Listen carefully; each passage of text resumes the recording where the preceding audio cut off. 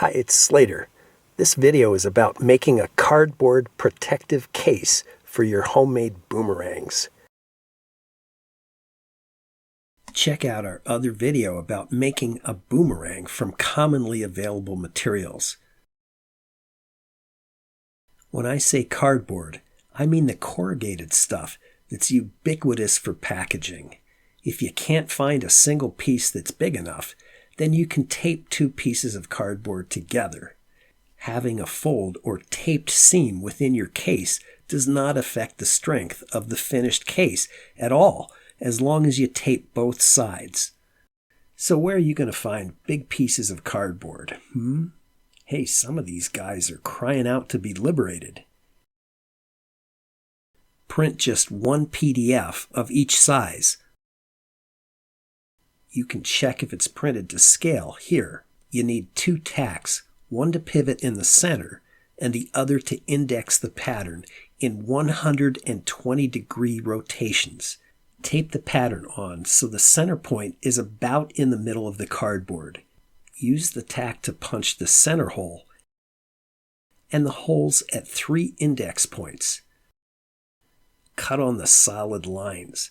I find it's much easier to cut through the pattern paper and only the top layer of cardboard for now. Then cut the rest later when the pattern is off and out of the way. You only have to mark a little of these lines that seem to go nowhere. We'll extend them later on. We'll be folding on the dashed lines, but for now, it's just transferring the lines to the cardboard by punching holes. Later, with the pattern out of the way, we'll score the cardboard to weaken at these lines for easy folding. When you've started all the cuts and marked all the folds, then put in the center tack, lift the tape, and rotate either way 120 degrees or 1/3 of the way around. Remember the 3 index holes you punched? When you get close to the 120 degrees, put a tack through any one of the index holes. When it goes in, push down the tape again to keep it exactly in that position. Again, cut the solid lines and punch the dashed lines. You can peel up the pattern before moving on and see if you got everything. After you rotate, index and cut the 3rd side, take off the pattern. Protect the table and cut all the way through the cardboard now. Remember these cut lines that don't connect to anything? Use a straight edge and knife to connect these partial lines. They will be the top edge of the sides.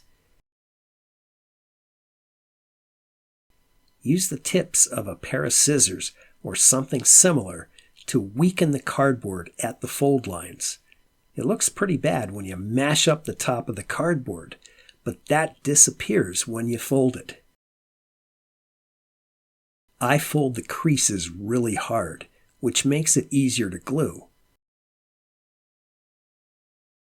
You can glue the flaps on the outside, but I put them on the inside. I use hot glue because it's so fast and convenient. You can use another glue, but you would need to clamp it while the glue dries. I put packaging tape around to make it a little more rugged. One of the patterns is a little bigger than the other, so they telescope into each other, and that makes the box really strong. In addition to the original video about making the worldwide boomerang, there is another video about mass producing the boomerangs if you want to make a lot.